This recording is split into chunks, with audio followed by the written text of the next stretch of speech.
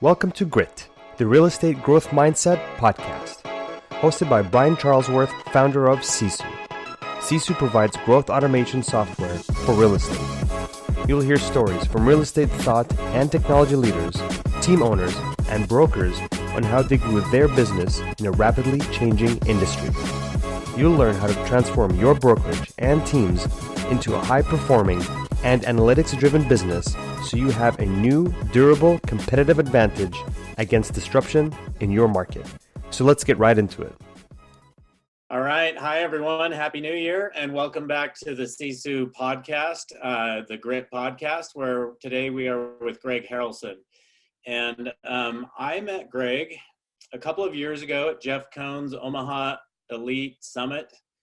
And I remember all these team owners just surrounding you, Greg, trying to figure out how you do this, because you have 5 brokerages, is my understanding, and you actually run those. Is that right? Okay. And you actually run those like a team. And so people are going to say, well, what does that mean? He runs it like a team. So I want to dig into that today, because what you are doing is what I think every brokerage should do. And it's also what I think every team owner should do, and that I think they should go develop a brokerage and run it like they do their teams. So anyway, I know it's been a long road for you. You've been in this business for a long time, but I'm really excited about spending more time with you today. Before we get started, give us a little more background on yourself and your business. And, I know you do thousands of transactions, so maybe you can share some of that with us. Yeah, sure. Well, my hometown and where I spend just about every day is in Myrtle Beach, South Carolina. So that's my market, my home. I do have operations in Columbia, South Carolina, as well as Charlesworth, South Carolina. And both of those locations or markets are about anywhere from 2 hours to 2.5 hours away from my main market. But I've been in the real estate business maybe about 25 years. I was very fortunate early on to be prospected by a Mike Ferry salesperson probably 23 years ago. Ended up in a Mike Ferry event, signed up for coaching, and was involved with Mike Ferry for many, many years, coaching with him for over 20 years, and still attend his events today. So I kind of started off as a young agent trying to figure out how to build production. I ended up through the coaching, ended up expanding that and scaling that, creating a team. Eventually, I had a team doing around 500 transactions. I then disbanded that team, and I decided I wanted to build a company, not just build a team. So I took my current team at that time, which would be like a buyer's agent, a listing agent, maybe 2 buyer's agents, a listing agent, a few assistants. And I actually disbanded that and opened up a Century 21 brokerage in '99. But my buyer's agent just became an agent. My listing agent became a agent at the company. My main assistant became the broker in charge. My closing coordinator / listing coordinator became closing coordinator / listing coordinator for the brokerage, right? And so what ended up happening is I kind of took my team, and I just, instead of saying this is my team, I said this is my company.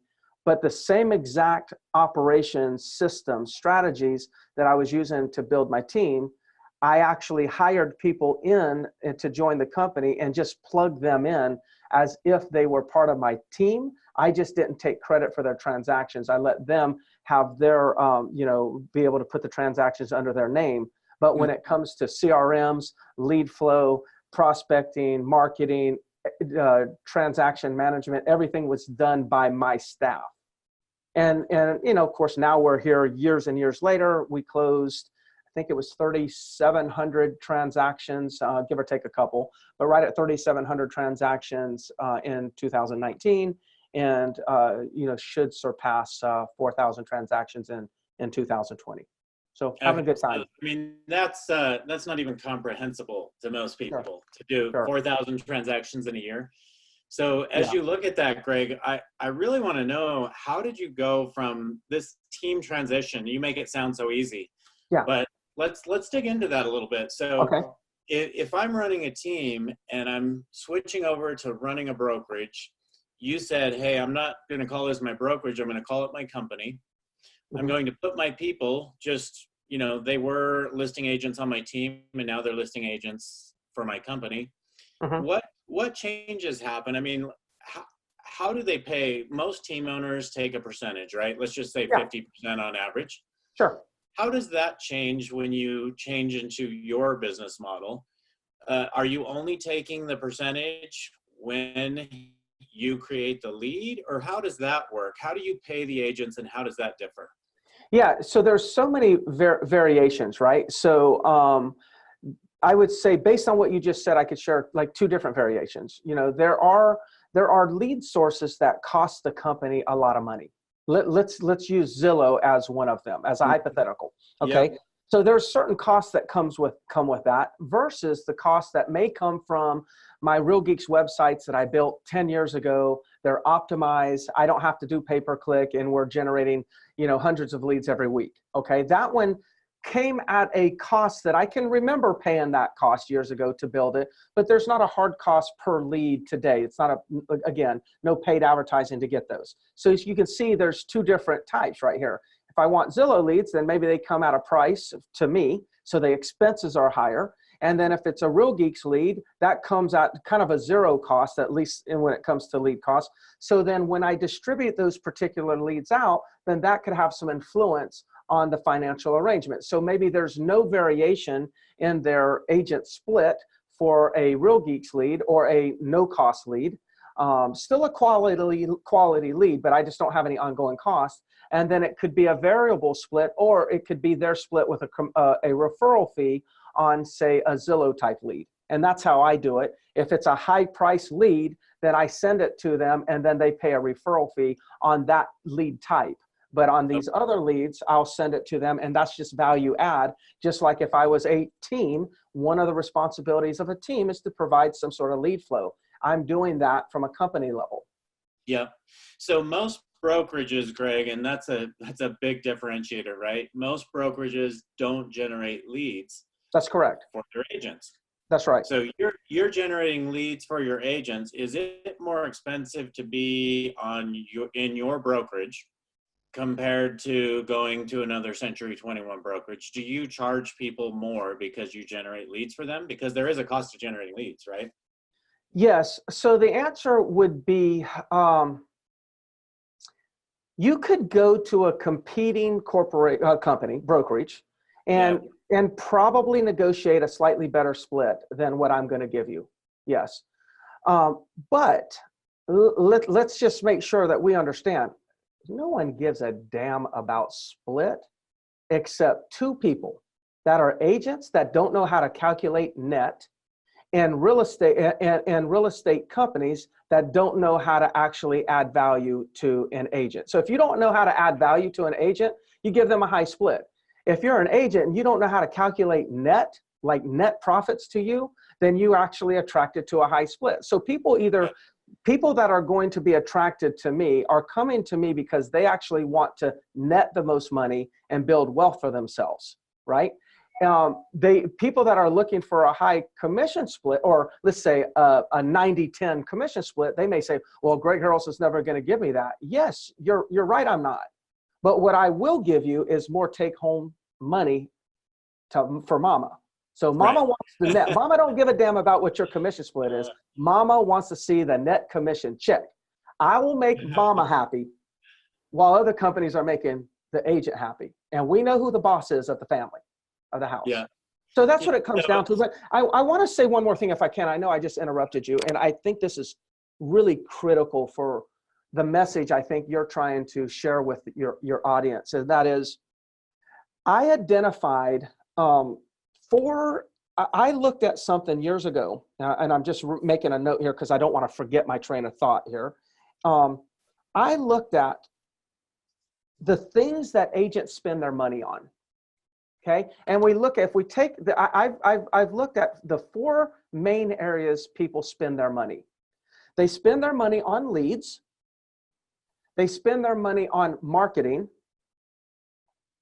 They spend their money on coaching. They hire coaches.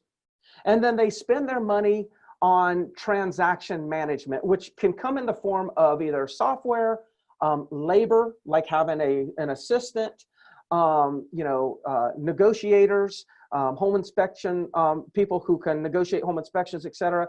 That's where all the money goes. The money goes into 4 areas. They go to coaching companies like Tom Ferry, Mike Ferry, MAPS. They go to lead companies like Realtor.com, like Zillow. They go to marketing companies, whether it be these Facebook companies that say, I'll manage your social media. And then they go to transaction management stuff like either .loop and hiring virtual assistants and or assistants themselves. Those are the 4 areas where agents spend money. I realized that if for me to have value, I have to make sure that I provide those 4 areas at no cost. So if my team, my company actually is nothing more than a conglomerate of a lead company, a marketing company, a transaction management company, and a coaching company, then now they don't have to spend their money with all those outside resources. I can actually provide it because I'm providing it at scale. I can provide it at such a low cost to them that they get the benefits of all of those things. I get the benefits of high transaction, high volume. Yep. So my agents are going to be able to average much more deals. Either their per person production is going to be higher, the profit's going to be higher because I'm actually managing all these things in my operations. So they don't have to. They don't have to hire Zillow. They don't have to hire a coach. They don't have to have a marketing person because I've got graphic design and marketing in-house. They don't have to have a social media person manage it because I've got it all in-house for them.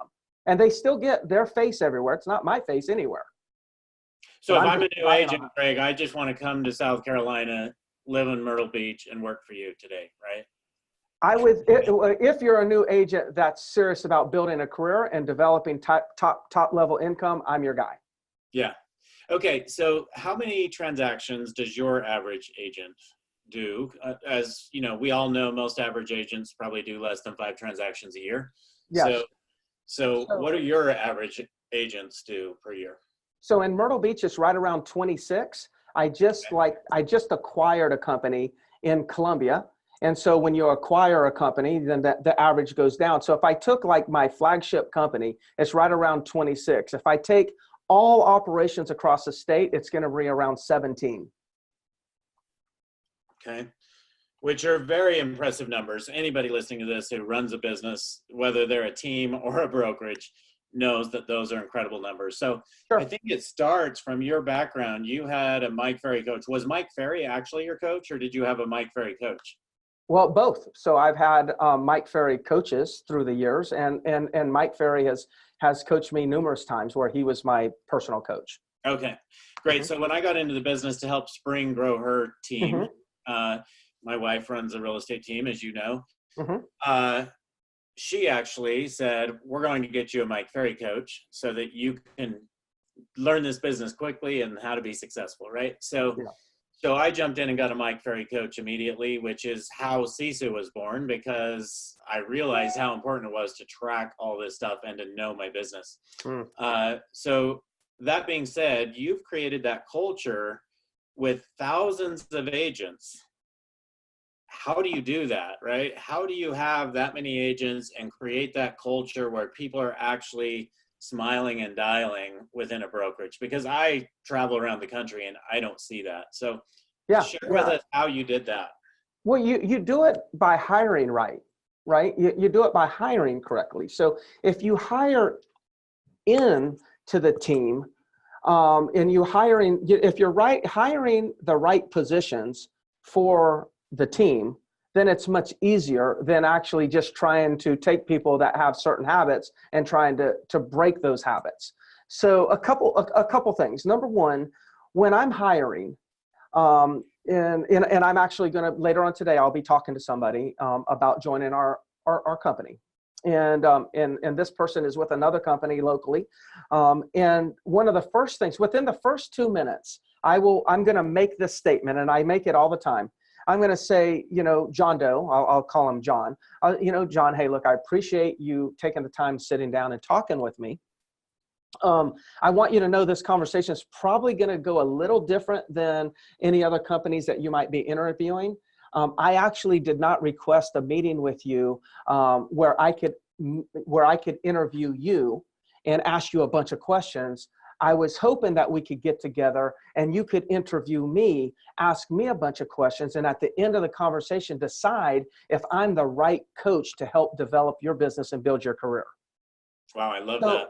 So the key is at the end of our meeting or at the end of our dialogue, whether it's one meeting or two meetings or three conversations, when we decide to work together, this agent will be deciding to bring me on as their coach to help them develop their career versus I will be asking them to come to my company. Now, the difference here is this, and some people may listen and say, well, what's the difference? Well, the difference is when somebody's requesting that I be their coach to help them build their business, that gives me some authority. That gives me permission to coach them. That gives me permission to guide them. That gives me permission to tell them, hey, the way that you're approaching this may not be working as well as this way. It gives me permission to hold them accountable. See, when I flip the script and they hire me, then that's when they give me the permission to hold them accountable versus if I'm begging for them to come to my company, they've got the leverage over me.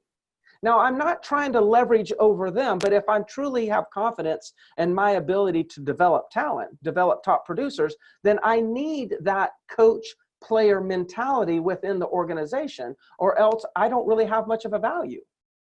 Yeah, absolutely.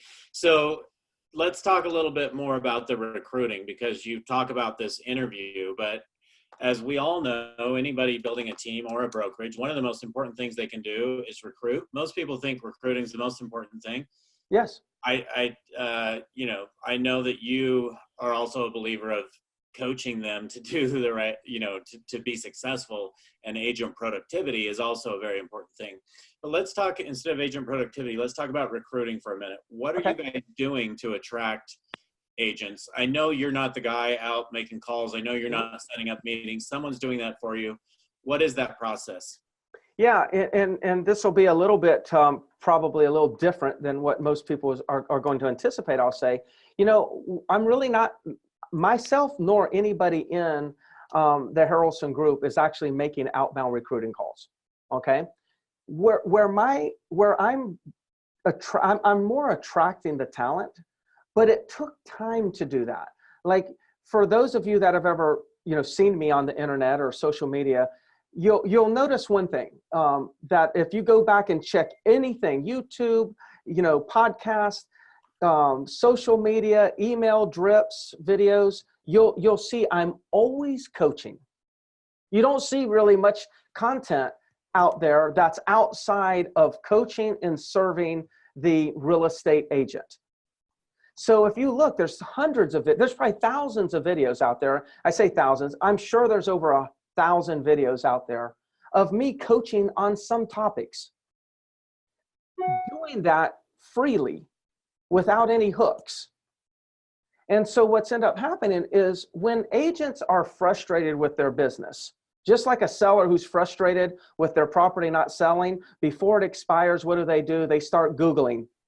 They get on the internet and why is my home not selling? Reasons why properties don't sell, top agents in Myrtle Beach because they're looking for another agent, right? Well, the same thing goes with agents. If they're frustrated at their organization, they start Googling things and going on YouTube and start looking for answers. Well, I'm constantly providing the answers for how you can become successful in the real estate business. So for people are constantly seeing me in that light. And when they're saying, when they come to a point in their career that say, well, I need to make a move, then it's a logical decision to give me a call and have a conversation. So most people are coming to you because they're seeing your stuff. They know the value you're providing. Yes. They're already receiving value from you online. And so they're reaching out to your organization. You guys are determining, do you bring anybody in, or do you determine what does somebody have to do to be a part of your organization? It sounds like you probably don't bring in a lot of new agents. You probably bring in mostly new agents. Mostly new agents. Okay, mostly new agents. Great to hear. And you probably do that because you like to shape their habits. Is that right? That's exactly right. I like a nice clean box of just clay, And then I have a beautiful clay spinning wheel, pottery wheel in my office, and I just throw that on there, slap some water on there, and I shape them up depending on what they tell me. If they say I want my vase to have like an extra, wide opening, then I'll shape them for that. Or if somebody says, well, I want it to be wide on the end and skinny on the top, then I'll shape them like that. I don't really care what shape they want. I just want them to come to me as raw clay. Let me put them on my wheel. Let me splash some water on it. We'll agree what the shape will be, and then let me start spinning that damn thing and put it in and get it to where we want it. So those are the easiest. The top producers is that person. That's going to be the top producer right there. Yeah. So you want somebody you can shape. What kind of screening process do people go through to become a part of your organization? Well, so step number one would be, before they call me, they already, like, there's going to be some people that are going to look at this podcast and like, this guy's a little too intense for me. Okay. Yeah. They're probably going to say that about my video. So there's going to be somebody that's going to say, this guy's too intense for me. I'm not that serious. So I'm not getting that call. Mm-hmm. Right. So when they call me after seeing a video, they've already accepted who I am. So that's screening number one. Okay. They wouldn't have called if they didn't like me or like something that they heard. Okay. Right. Screening number two is going to be when we sit down and I'm going to flip the script and tell them they're interviewing me. I'm not interviewing them, and they need to decide if I'm the right person to help grow their business. Yeah. Then within that, while I'm in this meeting with them, I'm listening for three things. I'm listening. Do they have a desire to win? Because I'm thinking coach player. So forget about real estate, coach player. Do they have a desire to win the championship? Okay. Yep. Now, the second thing is are they, will they follow structure? Do I believe they'll follow structure, systems? Because I'm very systematic, process oriented.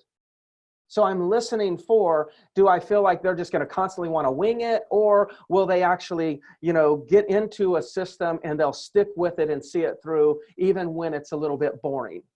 Yep. And then the third thing that I'm looking for is, do I believe they're coachable? So I'll ask people sometimes, it depends on the personality, but I've asked this many times. I'll ask somebody, I'm just kind of curious, if you were to play Monopoly with your friends, 3 or 4 of your best friends, who would win? The right answer, by the way, is nobody. Nobody would win, because if you play Monopoly with me, I'll never lose. Okay, I may win, but I'll never lose. And the reason why I'll never lose is because at some point trading is involved in Monopoly. Yeah. You have to trade, right? Because it gets to that point. I'll just refuse to trade. And then the game will never end. And that's the difference in a closer and a cleaner. A cleaner can't stand losing. The closer loves to win. But Michael Jordan, he hated losing more than he loved to win. That's what made Michael Jordan Michael Jordan. Yeah. So I'm looking for people like that really have a desire to win. They'll follow structure and they'll be coachable. I'm not really concerned about their background, what they've done or what they've not done. If they bring that to the table and we mix in what I'm going to bring to the table, I can get them to produce 100 deals, 50 deals, 100 deals, no problem. Yeah, that's awesome. I used to coach my kids in competitive basketball, and okay. I stole Vince Lombardi's quote of winning isn't everything, it's the only thing. It's the only so thing. my kids still today, that they go around saying that to me and smirking at me. So I completely agree with your philosophy there, Greg. So let's talk about coaching. When you have that many agents, how do you coach them effectively? Yeah, so you got to figure out how to do things on scale, right? So I'm running kind of like the hub and spoke model. So Myrtle Beach is my hub. That's where I am all the time. That's where all the centralized services are, like the bookkeeping, the marketing, any kind of lead generation and management, social media management. All that stuff is really housed out of Myrtle Beach. So a couple things that I've done is, like today is Tuesday. I don't know what day this will come out, but the day of this recording, it happens to be a Tuesday. And at 10:45, I have a coaching call. And I do a coaching call over conference line. So all the agents within all the markets that I'm serving, they actually log in, and then I bring a topic every week on Tuesday, and I coach that topic. And this is not okay, let me tell you about the things that's going on at the company. No, this is a coaching call where And I'm is it bringing a requirement? Is it a requirement that your agents are on there? I no, it's not a requirement. It's Okay. not a requirement. I have high attendance. Yeah, On sure you these do. calls. But Yeah. I don't, it's not a requirement. There's plenty of times where agents cannot make that call, but that goes to the second thing. Then what I've done is I've built out a membership site that's exclusive to agents that are within my organization. So it's a learning portal. And Yeah. So if they miss that call, they're going to log in and they're going to listen to it later. it's archived. Yeah. So you could log into my learning portal right now, and there would be hundreds of training calls and training videos that I've done, and it's all categorized, cataloged properly. So you could do price reductions and then all of a sudden see a menu of different trainings that I've done on price reductions. So I'm constantly doing that.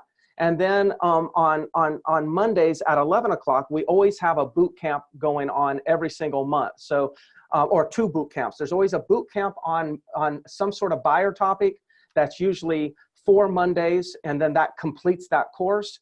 And then there'll be a boot camp on listings, which would be 4 weeks, in a row to complete that course. And then every single month for the 12 months, we have different courses and boot camps going on. And that's all done by webinar. So what's happening is I do that, I bring it live to them versus say a Zoom call. And then I archive that as a course inside of the training portal. So I'm creating new content every single week, multiple types of new content every single week. And then it's being housed in just the library of content that we have as an organization. So when I'm onboarding a new agent, we've got multiple courses. They have to take the new agent course, then they have to take the buyer course. So they have to take the new agent course, get script certified before they're allowed to make any calls. They have to take the buyer course and get script certified and attend certain requirements in order to actually get a lead. So I have requirements that they have to go through these courses before they can actually start doing business. So the only people that have access to this portal are your agents. That's right? correct. Yeah, it's not, this is not, none of this stuff do I put on the web. I put a lot of stuff out on the internet, but not this stuff. This stuff is very sacred to us. Yeah, great. Okay, so geez, there's so much to learn from you, Greg. So one of the things you talked about is that you acquired a company this year. Sure. So, I mean, did you just start with one brokerage, and how did you get to 5? Talk about that kind of growth. How does that happen? Yeah, so I started, my dad and I actually started or bought a brokerage. We started fresh in 1999 with Century 21, and he retired maybe 12 years ago, 10 years ago. And then I started looking to, my belief is I feel very confident that I can develop talent and I can help people grow their real estate businesses. So, I started looking for other brokerages that maybe I could acquire, that maybe they're wanting to, exit out of the, out of the business. But we're also strategically located at corners of my current market that I didn't really serve. So if you take Myrtle Beach, I'm in South Carolina on the ocean, on the East Coast. And so you can't go east or you're going into the ocean, right? So you either go north, south, and west. And so what I did is I was already kind of south of my county. What I did is then I said, I need to acquire a company that's the northern part of the county. So I ended up like targeting, companies, seeing if I could, find people that I could have a value for their agents and maybe we're thinking about, exiting. And then I acquired one north. So now I controlled, or at least I'm located on the south end of my market. I'm now located on the north end of the market. And then the next one I acquired was on the western corner. Our market is more of a triangle than a square. So then I acquired one on the western corner, which would be the top of the triangle. And now I focus in the Myrtle Beach market now of expanding each one of those offices. And then I just pretty much do infill for the entire county. So, but I was looking for people that might have had companies that were, like most companies, they're not making profit. So it's not too hard to find companies that are unprofitable. Right? Yeah. So how do you structure a deal with somebody like that? I mean, you say they want to get out of the business. If they're not profitable, their business isn't worth much. So how do you structure a win-win with somebody like that? Well, usually they're trying to figure out how do they give away their company without hurting their agents. Because I mean, there are plenty of owners out there that realize that, gosh, if I could just go back to production, I could make more money. But then they have an attachment to whatever they built. If let's assume it's not profitable or it's break even, they still have an attachment to their people. So sometimes they hold on too long to their companies because they're really trying to hold on and do their best for their agents. So if I can find a scenario like that, then I can go to that person and I can structure some sort of a commission split for them to get back into the business and start making some real money. Maybe I can give them some performance, bonus on the company. If they stick around and they help me, then there could be some performance on that. And by the time that I look at the company draw out production or projections over 3 or 4 years, I bet you a small little piece of a company like performance bonuses will be worth more than them having 100% of the profit doing what they're doing. Right. So I can look at that type of scenario. I have to analyze every case and I'll present that to them. And most of the time, if they feel like I'm going to come in and I'm going to protect their agents and I'm going to help their agents, that provides the majority of the relief for them. If they just don't want the company to go under, because where are my agents going to go? And they don't want to just have anybody, come in and change commission splits and tell them they're wrong and then everyone leave. So it's a real art to be able to come in, and especially with somebody that runs a model like mine, I have to come in. I don't just come in and say, all right, everything's changing. Do it like, like we've been doing it over here. If I did that, everyone would leave. I got to go in there and say, they're expecting Greg Harrelson's going to come in and he's going to change everything. And then what they end up find out, no, Greg Harrelson comes in and I just observe everything. And then I look at these agents who are maybe they do their business by direct mail. Instead of tell them they need to go prospect, I actually get into their world and say, well, tell me, like, how many pieces do you send per month? Let me see your pieces. And then I send them over to my graphic designer and said, hey, maybe let Daniel look at this and see if he can improve on this. And did you know about every door direct mail, how you can drive your costs down? And did you know this? And next thing you know, I'm helping them optimize their direct mail strategy. Mm-hmm. Now you've got their buy-in. Yeah, and I got their buy-in. So I got to get into their tribe before I invite them into my tribe. Mm-hmm. Exciting. Okay, so one thing I want to go back to, Greg, you talked about providing leads, and there's different costs of different leads. And I think anybody can go out and anyone can get Zillow leads, and anyone can go to Realtor.com and pay for OpCity. Those are things that anybody can do, right? The Real Geek strategy, though, that you talked about, that is not costing you money anymore, what exactly are you doing there? Help some of these brokers understand what you're doing, because I think that's probably, even though generating leads is something that is really easy today to do in today's world, I think that's really a struggle for most brokerages. They don't even know where to start with that, right? And that's like something that they don't even really comprehend, generating leads for my agents. So can you give some tips on how someone will get started and go that direction? Yeah. So I'm going to go with Zillow, and then I'm going to go backwards to say like a Real Geek strategy. In my opinion, and I have strong opinions, as everyone knows, when it comes to the industry. In my opinion, the challenge with brokerages teams providing leads is not the fact that it's hard to buy the leads. It's hard to actually get a return off of leads. And the reason why it's hard to get a return off of bought leads is because teams and companies don't have the right accountability in place. Okay? That's very important. See, like, I have a very large budget to spend on leads, but which most people couldn't afford the budget that we have.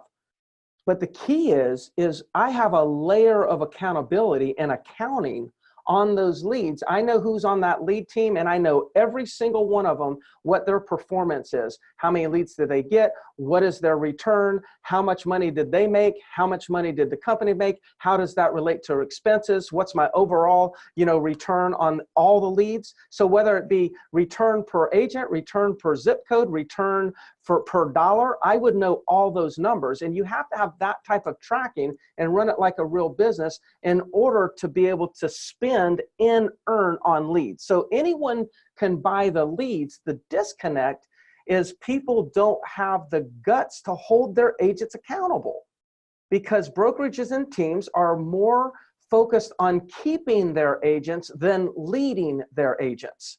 They don't want their agents to leave them. And when you're so afraid of, you're so attached to the agent from leaving you, then you tend to zip your lip and not hold them severely accountable, which in turn hurts both of you. Okay, Yes. so that's the real challenge with the paid leads. Yeah, so do you, on the paid leads, Greg, and at CISU, we have a lot of teams now that use us to know their lead source ROI, right? To know. Yeah. Yes. And what I'm starting to see is people are making decisions differently. For instance, if I have a Zillow lead that's costing me $3,800 per closing, right? Yes. And I have somebody that's converting very high on those, and so for that particular agent, it's only costing me $600 per closing. Yes. Versus some other agent that I'm giving them all kinds of Zillow leads, they're not converting any of them. Yes. And so it's costing me tens of thousands of dollars and no closings, right? And so people are starting to observe and see this kind of stuff and make decisions on who they give their leads to. So how do you make those 100%? How do you make those decisions, and how do you address it with your agents, right?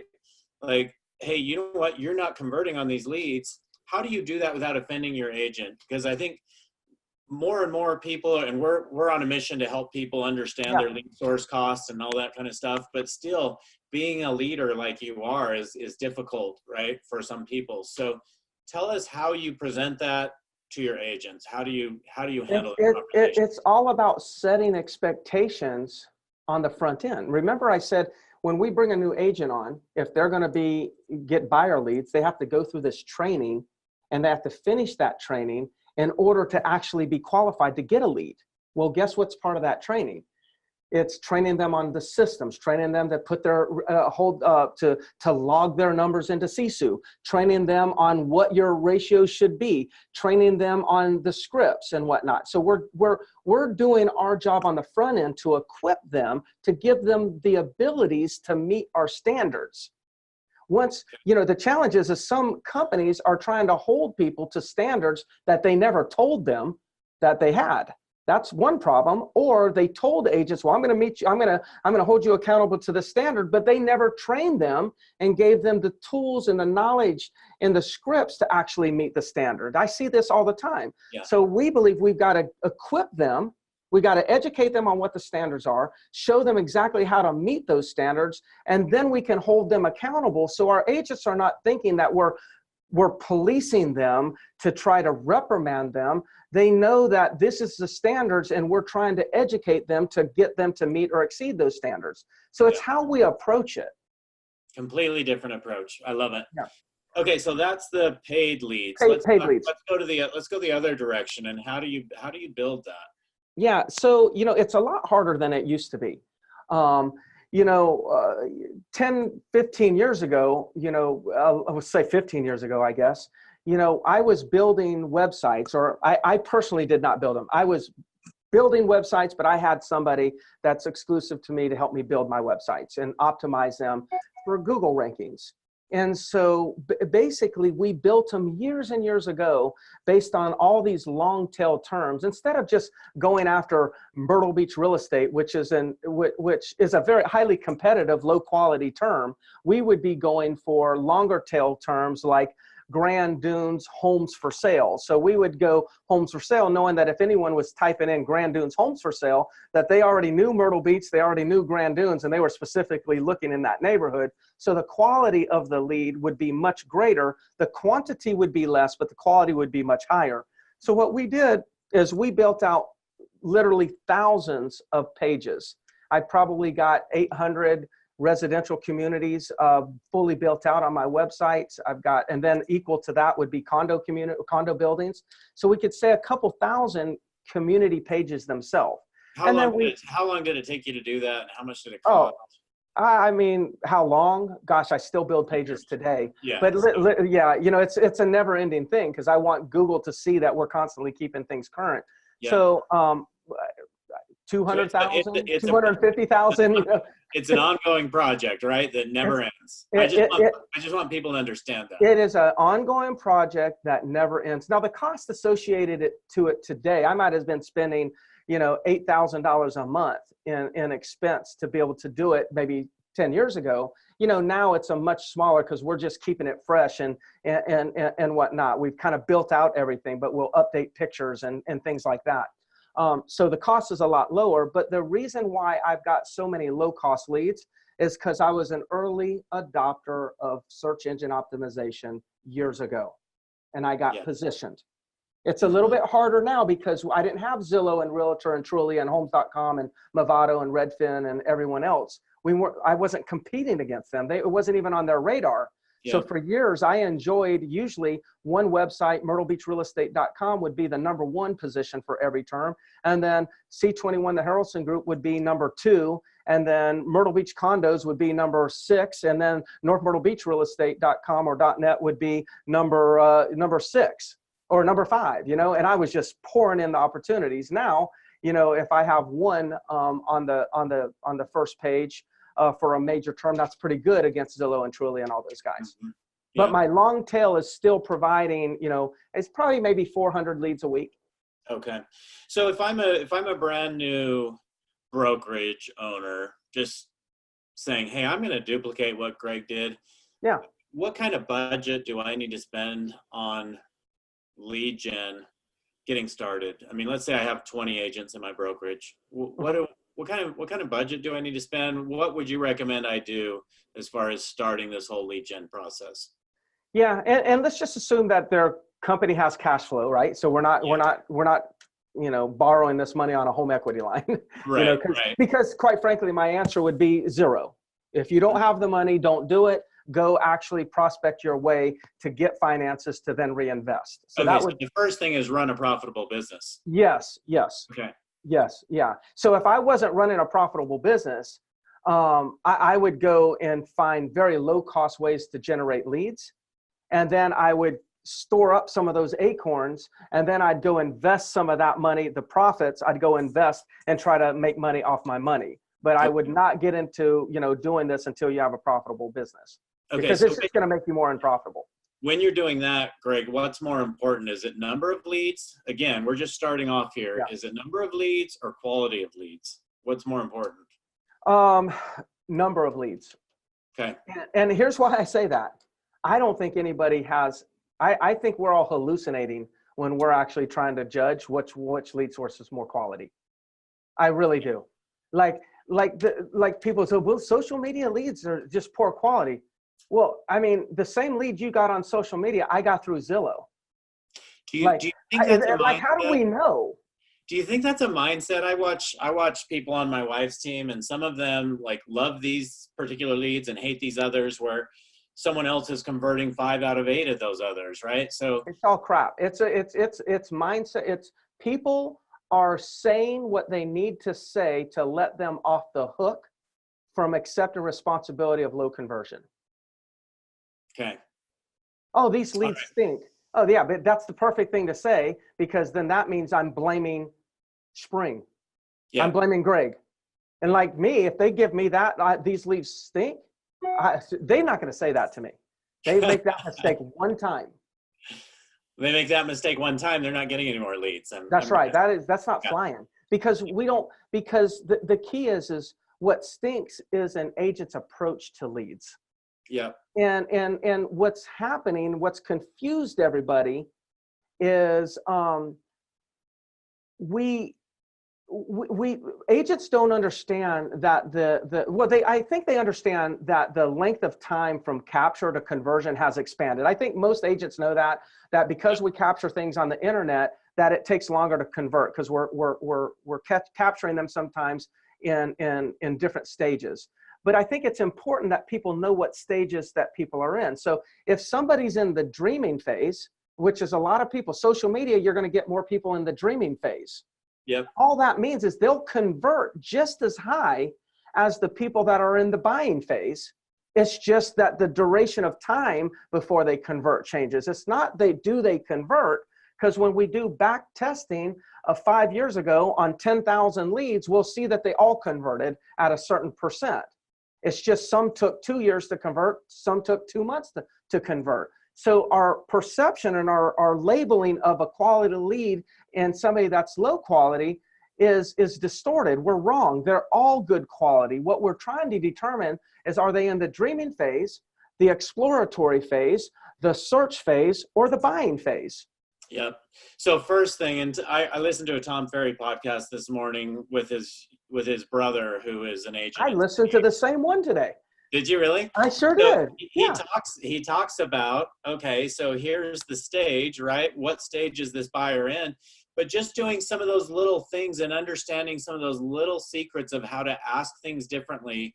Yep. Also, as an agent, you can take your conversion ratio from 1% to 8% from actually talking to somebody to setting an appointment, right? So yeah. Those are absolutely really important things to know as well, which is why it's so important that you track things like you do, so that you understand, hey, what's my weakness here? If my conversion ratios are so low, I need to focus on improving my skills. And I think so many people think I just need to work harder. I need to work longer hours. It's really, you need to improve your skills, know your conversion ratios, know how to be effective, right? And then you can drive more business. Yeah, I agree. And one thing I'd say, and I think people will find relief in this, is I think a mistake is made when people hear you need to improve your skills. I think what they hear is, well, I need to be a better salesperson. I need to learn how to close on people. It's not the skill of closing on people that we need to develop. It's the skill of asking questions and listening to people. And having them feel like you're the expert that brings added value, right? Yeah. Well, yeah. And to piggyback on that one more time, I think people start to feel you're an expert when they notice you're a listener. Mm-hmm. It's like a doctor. A doctor comes in, there's a process of information gathering, and then there's a process of information giving. Most agents want to give information right off the bat, but if you look at a doctor gathers information. They go in and say, okay, so it sounds like your arm's hurting. Does it hurt here? Does it hurt here? They start asking all these questions and doing these tests, and then they finally get to a point where they have confidence in their assessment of what's going on. Then they start giving information. Yeah. See, if we would take the same approach, if we'd be an information gatherer before we were an information giver, they would actually respect us at a higher level and stop questioning us. Great. Okay, Greg, I know we're short on time. We could spend hours, I know. So I just want to ask you, is there anything out there today that's like a new thing that as a business owner, I should be focused on, I should be aware of? I mean, there's so many different things out there with the world changing and technology and different things. Is there anything that's like fresh on your mind that's something that everyone should be paying attention to in today's world? Yeah, this is what's fresh on my mind and that I'm paying attention to. Okay, so I'll just share that with you, and hopefully that answers. I'm really going back and I believe deeply connecting with other human beings is is the new thing. It's and I'm not saying, well, stop looking at, everyone as a transaction and let's look at them as a relationship. I'm not talking about that. I'm talking about developing the skill to be able to communicate in a way to dig deeper into clients' motivations so you can better serve them. That is the differentiator. Because we are so much in a hurry. We're so impatient. We're trying to log numbers real quick. Like, I need to convert this at this level and I need to do it this fast. We've lost sense of connection. We're not great communicators anymore. And I think with all the new things and shiny objects that are out there, the good shiny objects, the not so good shiny objects that are out there, there's a lot of noise and everyone's trying to figure out what's the next best thing. I believe the next best thing is to ignore all the noise and go back to old school connecting.